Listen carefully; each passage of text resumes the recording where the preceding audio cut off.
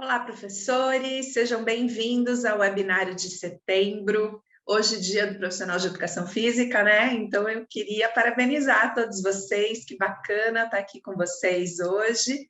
Bom, gente, a gente vai começar, então, com as respostas das questões que foram enviadas aqui pelo WhatsApp, né? Gente, eu recebi 4 questões, são 4 questões bem completas, então eu acho que vai ser um encontro bacana, produtivo e bem reflexivo, tá bom? Vamos começar então, deixa eu compartilhar minha tela aqui com vocês, a gente vai começar então com a primeira questão. Vamos lá então, pessoal? Pessoal, a primeira questão que eu recebi foi de um professor que atende crianças no tatame, né? Ele é professor de jiu-jitsu para crianças, e a questão dele é essa daqui: qual a melhor divisão etária para desenvolver um trabalho de lutas extracurricular? Então, ele está numa academia, né, atendendo crianças aí fora do horário da escola, e a dúvida dele era essa: puxa, eu já vi várias divisões etárias, né? Eu já vi divisões do tipo 3 a 6, 3 a 8, 3 a 4 e por aí afora, o que fazer?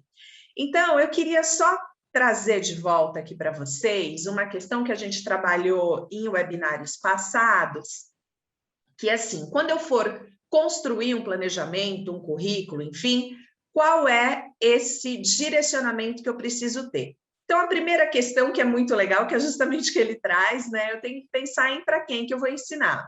E aí eu tenho que pensar no perfil dos alunos, em termos de níveis de aprendizagem, em termos de estágio de desenvolvimento, né?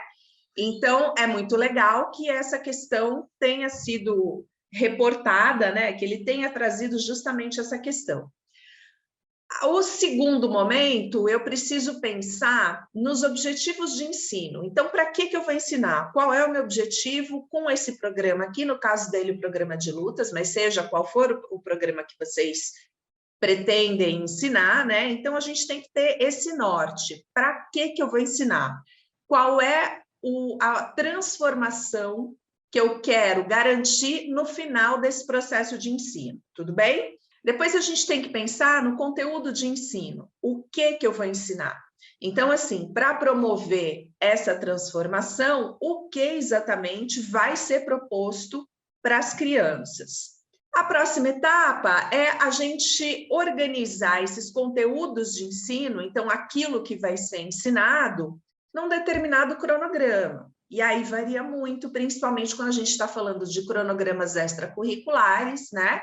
Mas aí, enfim, é importante vocês terem aí um calendário, levem em conta, reservem as datas que vocês vão, de repente, utilizar para preparações de eventos, por exemplo, nesse caso aqui de troca de faixa, né? Sei lá, aula com os pais, os feriados, né? E aí vocês têm que ter exatamente o número de aulas que estão reservadas para serem trabalhados esses conteúdos de ensino.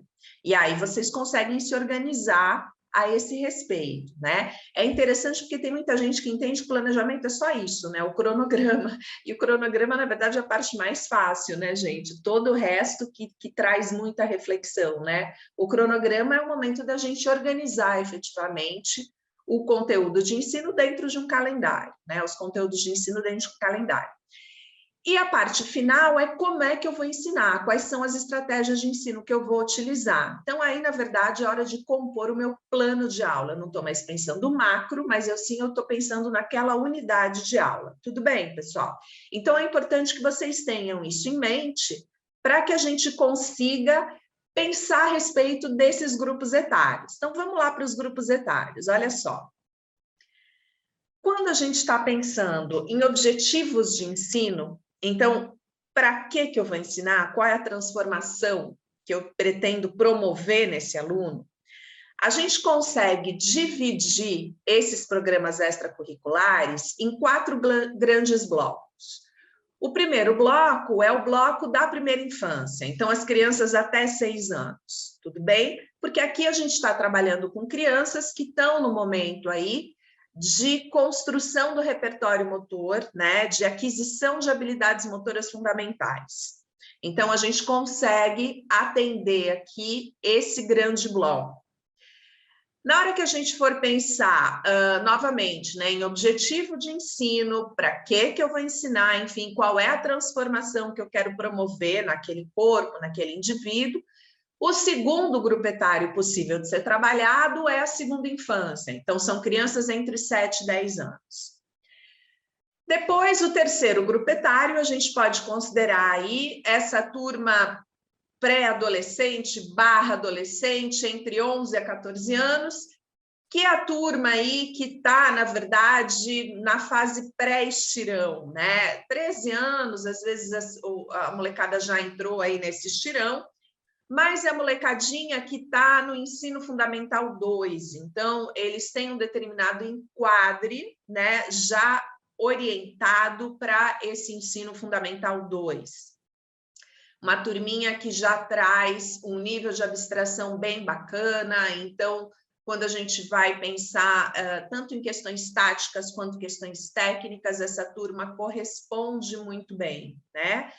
Se a gente for pensar no grupo etário anterior, de 7 a 10 anos, é o momento da gente combinar habilidades motoras fundamentais, é o momento da gente construir frases motoras. E agora, aqui no 11 a 14 anos, eu já consigo fazer um trabalho tático, mais apurado, né? Além, claro, do trabalho técnico. Quando a gente está falando depois, né, sei lá, no último grupo etário que a gente poderia atender, aí a gente pode conversar dessa turma acima de 15 anos, né? Que aí, quando a gente for pensar na escola, é a molecadinha que está já no ensino médio. Então, aí é um outro nível de elaboração, de construção do pensamento, né, da inteligência, e claro que isso vai ser transferido para o corpo também. A gente pode seguir essa mesma divisão etária, se a gente for pensar em termos de conteúdo de ensino, o que exatamente que eu vou ensinar, e está tudo certo. Agora, quando a gente pensa em cronograma e em estratégia, pessoal, estratégia, eu estou me referindo a efetivamente qual é a atividade que vai ser entregue para essa criança, para promover essa transformação. Aí, lá nesse primeiro grupo etário de 3 a 6 anos, a gente tem que pensar numa divisão, numa segmentação. Porque o que acontece, gente, é o seguinte, a criança quando faz 5 anos de idade, existe aí um ganho em termos de qualidade do movimento muito significativo. Porque tem uma adaptação neuromuscular, então essa criança se torna muito mais forte, não porque ela está hipertrofiando, imagina, nada a ver, né? Mas sim porque existe uma integração muito mais refinada entre o sistema nervoso dela, né, e o sistema muscular. Então, esse diálogo da informação aferente, que é aquela informação que os meus receptores sensoriais vão transmitir para o meu sistema nervoso central, para ser trabalhada no meu sistema nervoso central. E a informação eferente, que é a informação, né, é o comando que sai do meu sistema nervoso central em direção ao meu sistema muscular, o que exatamente tem que ser realizado por aquele músculo, isso, na verdade, está bem mais afinado com esse grupo a partir de 5 anos. Os professores que trabalham com crianças de 3 e 4, de 5 e 6, certamente observam isso. A gente também observa essa qualidade muito mais apurada no próprio pensamento da criança. A criança de 3 e 4 anos é uma criança que trabalha muito no jogo simbólico, então na fantasia, ela ainda faz esse sincretismo de mistura de fantasia com realidade. A criança de 5 anos, ela vai se pautando um pouquinho mais pela realidade. Esse pensamento aí, ele deixa de ser esse pensamento tão mágico e ele começa a estar um pouquinho mais pautado na realidade, né? É uma fase aí, principalmente uma fase de identificação. Então, é interessante a gente propor atividades diferenciadas para esse grupo de 3 e 4 e para esse grupo de 5 e 6. Agora sim, gente, isso se vocês tiverem demanda. Não adianta eu fazer uma série de segmentações, o meu programa ser todo divididozinho e, de repente, as minhas aulas têm 1, 2 crianças. Eu preciso de volume para poder fazer essa segmentação. Se isso não for possível, se eu não tenho um volume que justifique essa divisão de horários, um grupo é atendido, sei lá, no horário das 10, o outro grupo no horário das 11, faça adaptações na própria aula. Então, assim, se o conteúdo, se o objetivo pode ser o mesmo, a estratégia, ela vai ser diferente. Então, na própria aula, você faz pequenos grupos, sabe? As orientações que vão ser passadas para os pequenininhos são apresentadas de uma forma diferente das orientações que vão ser passadas para o grupo maior. Mas essa seria a primeira segmentação que eu trabalharia se eu for pensar em termos de organização, né, do quadro de horário de vocês. Tendo demanda, qual seria a próxima segmentação que eu acho que seria interessante de fazer? Seria lá no 11 a 14 anos, vocês dividirem o 11 a 12 e o 13 a 14. Sabe por quê, gente? Porque na hora que essa molecada entra no estirão de crescimento, a gente tem alterações muito significativas nesse corpo. As meninas, elas começam a secretar mais estrógeno, os meninos começam a secretar mais testosterona, e aí você tem, em termos de desempenho físico, diferenças muito importantes, tanto em termos sexuais, né? Os meninos, a partir desse momento do estirão, você observa diferenças sexuais no desempenho, até então você não observa, né? E aí, na verdade, esse corpo tem outras questões também que são importantes, que assim, como todo crescimento físico ele é desproporcional, esse menino, essa menina, eles começam a crescer pelas extremidades, então eles ficam com mãos e pés muito grandes, depois eles ficam com segmentos corporais, né, membros superiores e membros inferiores muito grandes, e somente depois cresce o tronco. Essa turma, ela precisa reconstruir essa imagem mental do corpo delas, na verdade, elas precisam atualizar esse mapa corporal, né, que todos nós temos no nosso sistema nervoso a respeito das partes que compõem o nosso corpo. Então, é um trabalho mais diferente desse trabalho de 11, 12 anos, quando a maior parte dos adolescentes ainda não entraram no estirão. Então, é por isso que eu acho que, assim, tendo demanda, essa seria a próxima faixa etária que eu investiria nessa divisão. E depois, novamente, tendo demanda, aí a gente pode pensar em segmentar esse grupo de 7, 8 e de 9, 10 anos, também fica bem interessante. E depois, a turma aí de acima de 15 anos, aí você dividiria, né, o 15 a 17, o 18 a 19. Então, por onde que eu começo se eu tiver muita criança? Por onde que eu começo a dividir esses 4 grandes grupos aí, né? 3 a 6, 7 a 10, 11 a 14, 15 a 19. Começa dividindo esse 3 a 6, tá bom? É uma estratégia bem interessante. Segmento em 3 e 4, 5 e 6. Depois, para onde eu vou? Vai lá para os pré-adolescentes. Divide 11 a 12, 13 a 14. Nossa, estou lotado de criança, consigo dividir um pouco mais, tenho aí disponibilidade de salas de aula para isso. Aí pensa nesse grupo de 7 a 10 anos, 7, 8, 9, 10, e depois, finalmente, se você conseguir, 15 a 17, 18 a 19. Tá bom? Espero ter elucidado isso daí, né? Clareado um pouquinho. Agora, claro, gente, eu estou pensando em termos gerais. Pode ser que, de repente, você tenha pouquíssimas crianças de 3 a 6 anos e você tenha muita criança de 7 a 10. Começa dividindo, claro, esses 7 a 10 anos, tudo bem? Porque aí são questões gerenciais que vocês têm que observar na realidade de vocês, tá bom? Vamos, então, para a próxima pergunta? Pessoal, aqui também de um outro professor de lutas que me passou essa questão, né? Então, a dúvida dele é a seguinte: eu estou atendendo um aluno novo e essa criança se recusa a entrar no tatame. Ela observa a aula do lado de fora do tatame na companhia do pai. Não sai do lado do pai, né?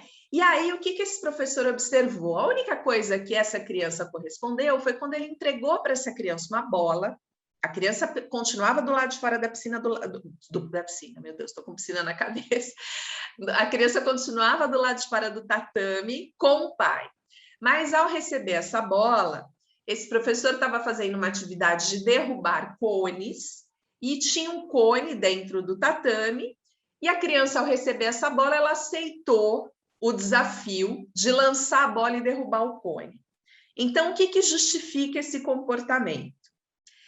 Vamos lá, pessoal. Eu vou relembrar com vocês aqui um conceito, que é o conceito de brincadeiras de asseguramento profundo, e depois eu queria conversar com vocês, porque esse relato que esse professor traz é muito interessante, e eu acho que é uma oportunidade bacana da gente entender como que a gente aplica no momento correto essas brincadeiras de asseguramento profundo que a gente já apresentou para vocês em webinários passados aqui, mas que consta lá no curso de Movimento e Desenvolvimento Afetivo, tá? Então, vamos lá, olha só. Essas brincadeiras de asseguramento profundo são dinâmicas propostas pelo psicomotricista Bernard Couturier, e a função dessas dinâmicas é assegurar ou reassegurar a criança se ela se vê diante da angústia da perda, no caso da mãe, mas nesse caso aqui específico que esse professor está trazendo, da separação desse pai, né, que acompanha essa criança aí na academia, né? Gente, os motivos são vários, tá? E, na verdade, a gente, se vocês tiverem a oportunidade de entender o porquê dessa angústia, dessa resistência absurda dessa criança se separar do pai, legal, mas nem sempre essa informação é disponibilizada para a gente. É disponibilizado para a gente uma situação que a gente tem que tentar reverter, tudo bem?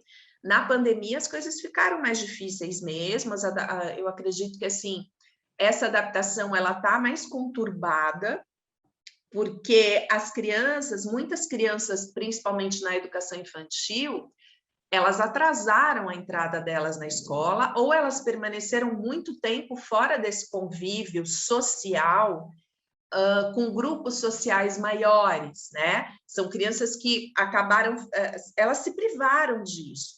Então, elas ficaram dentro de casa, e dentro de casa, na verdade, você tem poucas pessoas para dividirem aquele adulto, que é o seu adulto, que se refere a toda a tua referência de asseguramento, de acolhimento e por aí afora.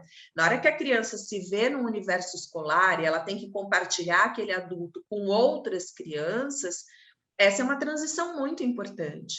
E vamos pensar que essas crianças, agora que a gente voltou a receber nessa retomada aí, né, que é uma retomada que está sendo feita de uma forma muito gradativa, são crianças, na verdade, que não passaram por essa experiência, foram privadas dessa experiência.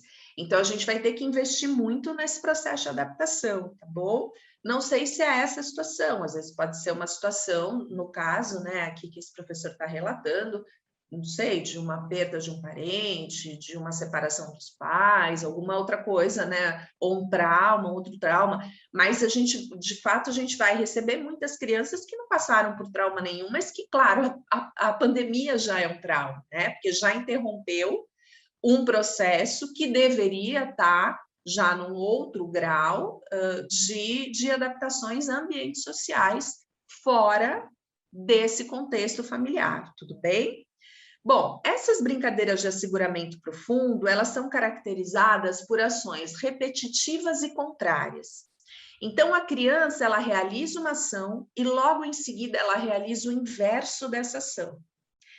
Ao realizar a ação e o inverso da ação, por exemplo, a criança lança uma bola e resgata uma bola. Empilha um monte de objetos e derruba esse prédio que ela construiu. Empilha novamente, derruba novamente. A criança está com 2 copinhos de água, 2 copinhos, um cheio de água e um vazio. Ela transfere a água de um copinho para o outro copinho, de um copinho para o outro copinho. Então, esse tipo de ação que é feita de forma repetida e ela vai sempre tendo a experiência da ação e do inverso dessa ação, isso reassegura a criança. Porque o Bernard Couturier entende que enquanto a criança brinca com a ação e com o inverso da ação, de uma forma simbólica, ela está manipulando e está afastando as angústias dela. Porque nesse momento ela tem a oportunidade de assumir o medo de abandono e em seguida atacar esse medo do abandono. De uma forma simbólica, né? A gente sempre trabalha com criança de forma simbólica, Esse é o processo. Eu vou deixar de compartilhar um pouquinho a tela para conversar um pouquinho com vocês sobre isso, gente, porque assim, esse exemplo que esse professor traz é incrível, né? Vamos pensar o seguinte, essa criança ela está se recusando a entrar no tatame. O que é o tatame? O tatame é a separação do pai. Do lado de fora do tatame, esse pai está disponível para ela e só para ela. Na hora que ela entrar no tatame, ela vai ter que se separar desse pai e ela vai ter que, então, transferir esse vínculo que ela tem com esse pai para o professor, somente, claro, nesse momento da aula, né? E ela vai ter que dividir esse professor com outras crianças que estão lá no tatame. Então, esse tatame amedronta ela. Se a gente está falando de uma criança, no caso que ele trouxe para mim, era uma criança de 5 anos. De novo, essas crianças de 5 anos, elas deixaram de viver um momento muito importante, que é justamente esse momento da educação infantil, né? Elas estão sendo apresentadas agora para essa situação da educação infantil. Então, isso amedronta, isso é normal, não tem nada de errado. E aí, então, o que esse professor faz? Ele entrega para essa criança uma bola e a criança permanece do lado de fora do tatame com o pai e com a bola. E dentro do tatame, eu coloco um cone para ela derrubar. Essa é uma brincadeira de asseguramento profundo, porque eu vou derrubar o cone e novamente colocar o cone em pé. Eu derrubo o cone e coloco o cone em pé novamente. Eu lanço a bola e eu resgato a bola. E olha que interessante, como é simbólico isso. Ela ataca o tatame, porque ela está do lado de fora do tatame. Ela não entrou no tatame para derrubar o cone. Ela ataca o tatame, aí ela derruba o cone, que nesse caso está sendo representado exatamente, enfim, pelo medo dela, né? Então, o simbolismo está todo aí. E aí você coloca esse cone em pé novamente. Ela aceita derrubar novamente esse cone. Essa é uma estratégia muito interessante, porque é uma brincadeira de asseguramento profundo e a criança, aos pouquinhos, vai permitindo que você se aproxime dela. Uma dica, gente, dá para a gente colocar esse cone mais próximo da criança, né? Na linha e entre o tatame e o fora do tatame. Depois a gente coloca esse cone para dentro do tatame e a criança, então, ela vai se aproximando desse cone. É interessante a gente propor para essa criança que, ao derrubar o cone, ela recoloque o cone no lugar. Por isso que eu estou falando para o cone se aproximar um pouquinho dela, porque ela vai ter resistência para entrar no tatame, né? Então, deixa o cone na linha divisória entre o tatame e o pai, enfim, né? E aí ela vai colocando o cone em pé e aos pouquinhos esse cone vai entrando no tatame, ela vai entrando também, vai derrubando o tatame e vai recolocando o cone no lugar. A gente pode permitir nesse início que o pai permaneça do lado de fora do tatame para que a criança, ao olhar para fora, ela continue enxergando esse pai até que finalmente ela vai autorizando esse pai a se afastar. É um processo longo agora, por causa dessa questão aí, dessas crianças que ficaram privadas durante muito tempo de sociabilizarem com outras crianças, né? De entender que esse processo de separação dos pais é um processo ok, é um processo natural, tá tudo certo, o pai tá lá fora, mas ele volta, quando acaba a aula ele volta, né? E esse entendimento ele tem que ser construído, esse processo ele tem que ser respeitado. Então, vai sobrar para a gente mesmo nesse trabalho extracurricular, esse tipo de adaptação faz parte, tá bom? Mas foi incrível esse exemplo aqui que foi trazido, porque justamente é um exemplo que configura essa situação aí, onde a gente consegue aplicar a brincadeira de asseguramento profundo para nos ajudar numa situação de adaptação, tá bom? Vamos para o próximo, então? Pessoal, essa terceira questão aqui eu recebi de uma professora de natação. Então, a pergunta dela é a seguinte: quais sinais corporais eu devo observar para identificar se o meu aluno está cansado na aula de natação? Porque ela vem recebendo crianças muito cansadas e a dúvida dela é exatamente essa: como é que eu observo no corpo dele que o motivo da recusa é o cansaço, né? Então, quando a gente está falando de linguagem corporal, gente, a gente tem que pensar no seguinte: a gente tem um estado ótimo de tônus, né? Do tônus muscular, que é o estado que, assim, a criança está entregue, não tem recusa naquele corpo. Ela está entregue para mim, então ela se volta para mim, ela tem uma expressão facial aí de satisfação, o corpo dela está voltado para mim, o olhar fixo para mim, né? O olhar dela está voltado para mim ou para a atividade que eu estou propondo, enfim. E aí, ok, eu não tenho dificuldade em apresentar aqui uma atividade para essa criança realizar, que vai aí favorecer essa aprendizagem, né? Aí a gente tem situações de recusa corporal, né? Então, o não corporal. O não corporal, ele pode vir acompanhado ou de uma situação de hipertonia. Então, a hipertonia, vocês vão observar um corpo todo contraído, extremamente contraído. Quando que eu tenho um corpo contraído? Quando eu estou com raiva ou quando eu estou com medo. Esse corpo ele fica fechado e todo rígido. Na verdade, fechado e todo rígido é a criança que está com medo. Se a criança está com raiva, ela cresce esse tônus, ela abre o tônus, mas ela mantém o corpo todo rígido. É muito difícil para a gente apresentar uma experiência motora para a criança realizar nessa situação. Eu preciso primeiro reverter essa recusa, né? Trabalhar essa raiva, trabalhar esse medo, promover aí estratégias, experiências, enfim, que eu consiga reverter isso, para então a criança realizar aquela atividade motora, tá? Porque senão não vai ter aprendizado mesmo. Essa não é a situação de cansaço. A situação de cansaço é a falta de energia. Então, vocês estão observando aqui esse corpo, tá todo contraído, é uma recusa numa situação de hipertonia. A situação do cansaço é isso aqui, olha, gente, é a hipotonia. Então, é um outro tipo de recusa. Quando que a criança apresenta hipotonia? Quando ela está triste, ela fecha o corpo dela, mas o corpo está totalmente largado, fechado e largado, porque falta energia ou quando ela está cansada. Então, é esse corpo aqui que eu vou observar numa situação de cansaço, tá? Eventualmente, assim, se a criança está muito cansada da rotina dela mesma, essa aula vai render pouco.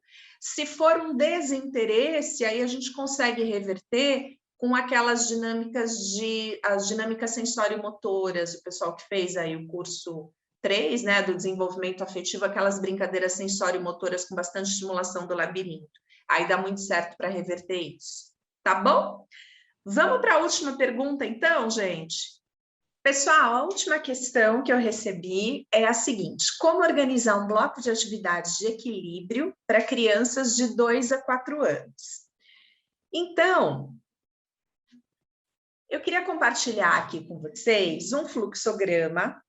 Isso aqui, gente, assim, não é uma regra, tudo bem? É a forma como eu, Cláudia, gosto de organizar o meu bloco de equilíbrio. Então, assim, primeiro passo desse trabalho é a gente prover excelentes apoios emocionais. Pessoal, eu não tenho como trabalhar o equilíbrio motor se eu não trabalhar antes o equilíbrio emocional. O equilíbrio emocional, as emoções, elas são transferidas para o corpo, tudo bem? Então, eu preciso promover excelentes experiências dinâmicas nas quais a minha criança se sinta acolhida, amparada, segura naquele ambiente, para que ela corresponda aos desafios de equilíbrio motor. Então, essa é a primeira questão. Se a criança não está nem adaptada, esquece, a gente não vai fazer trabalho de equilíbrio com ela. Tudo bem? Bom, essa é a primeira questão. Segundo passo, que dica que eu gostaria de apresentar para vocês?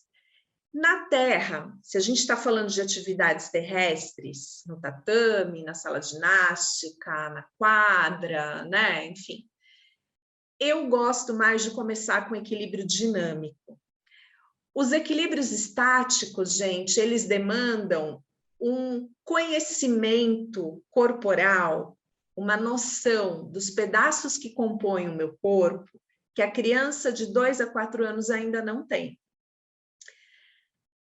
A gente vai desenvolvendo essa consciência de cada pedacinho que compõe o meu corpo, né?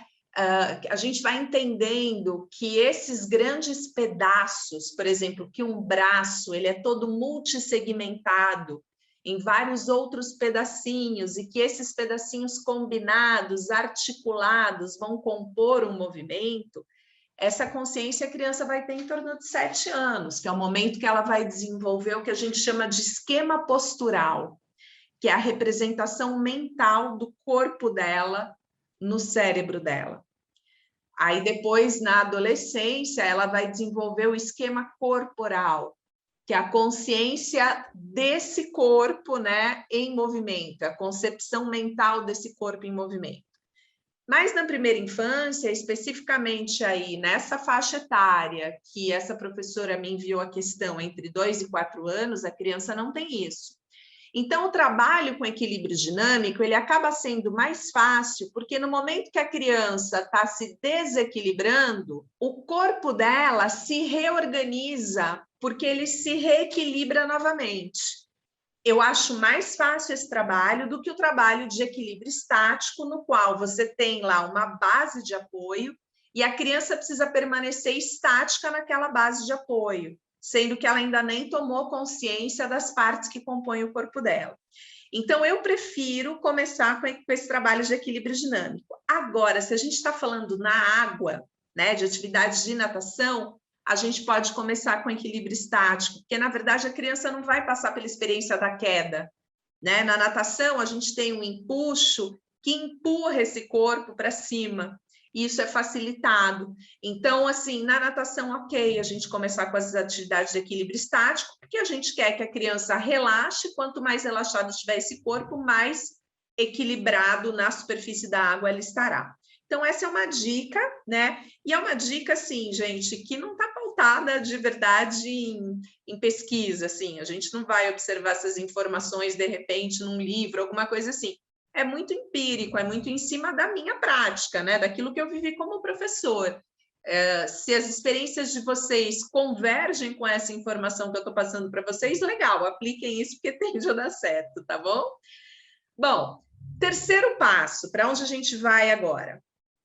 Gradativamente, a gente vai reduzindo as possibilidades de apoio no ambiente. Então, pessoal, essa criança, sei lá, ela se apoia você ofereceu materiais para ela se apoiar, ou ela está próxima da parede, né? As crianças no início aí de trabalho de equilíbrio, elas tendem a se aproximar de cantinhos, porque elas buscam no ambiente, e a gente também, como adulto, né? A gente busca no ambiente esses apoios dos quais a gente vai sendo privado à medida que a gente vai apresentando novos desafios de equilíbrio para a criança. Então, assim, vão reduzindo essa base, entendeu? Vão reduzindo os apoios dos materiais ou os apoios naquele espaço para a criança ter que organizar o corpo dela sem aquele suporte. Tudo bem? Próximo passo, para onde a gente vai? Aí sim a gente vai reduzir gradativamente a base de apoio dos segmentos corporais. Então, percebam, primeiro eu vou tirar o apoio do ambiente, depois eu vou para o corpo. Porque aí essa criança já está conseguindo organizar o corpo dela com os apoios que ela própria tem, sem o uso de materiais. Agora tudo bem, agora eu tiro os apoios do corpo dela. Depois, e isso é fundamental, experiências com quedas. Pessoal, para eu conhecer o equilíbrio motor, eu preciso conhecer o desequilíbrio motor. Eu preciso viver o desequilíbrio para eu reorganizar o meu corpo e reequilibrá-lo. Então, assim, essas experiências com quedas, as crianças adoram, adoram. Vocês podem usar, por exemplo, aqueles colchões gordos, e aí vocês brincam, a criança vem correndo, se apoia em você e vocês arremessam elas em direção ao colchão. Ou então, elas estão com o corpo todo hipertônico, né? Estão trabalhando em hipertonia, aí com um comando seu, elas relaxam o corpo e se deixam cair. Isso é super importante. Isso reassegura a criança, essa mudança tônica, né? Essas experiências com essas mudanças tônicas são muito interessantes e são necessárias para esse trabalho de equilíbrio. Depois, a gente vai, então, começar a trabalhar com superfícies estreitas. Então, vamos lá, eu reduzi a base de apoio no próprio corpo da criança.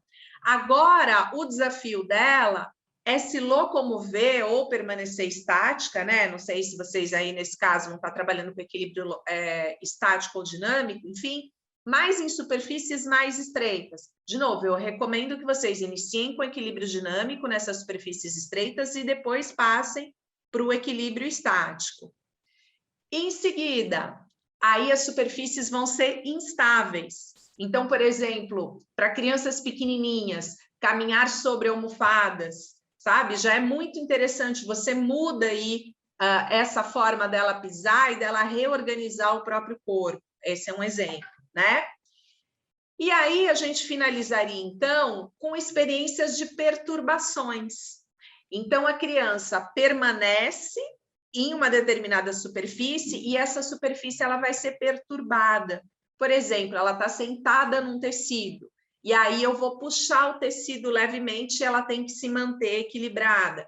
Na natação, ela está em cima de um colchão, né, sentada, e aí eu vou perturbar, eu vou fazer a brincadeira lá de maremoto para ela permanecer sobre aquela superfície.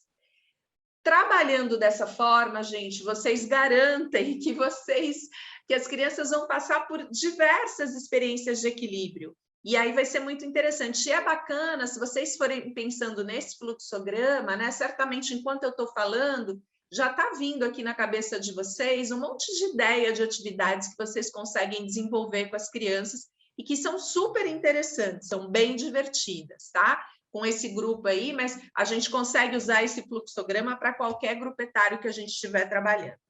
Tudo bem, pessoal? Bom, pessoal, por hoje é só. Queria muito agradecer a participação de vocês, novamente parabenizá-los pelo Dia do Profissional de Educação Física. Que bacana, né? Que profissão linda que a gente escolheu. É uma profissão de muita entrega para os outros, a gente tem que estar muito disponível para os outros, isso é incrível. Com certeza a gente faz da vida dos outros uma vida melhor. Então, um beijo muito grande para vocês, parabéns pelo nosso dia e até outubro, na primeira quarta-feira de outubro, quando a gente vai desenvolver o nosso próximo webinário. Beijo, gente!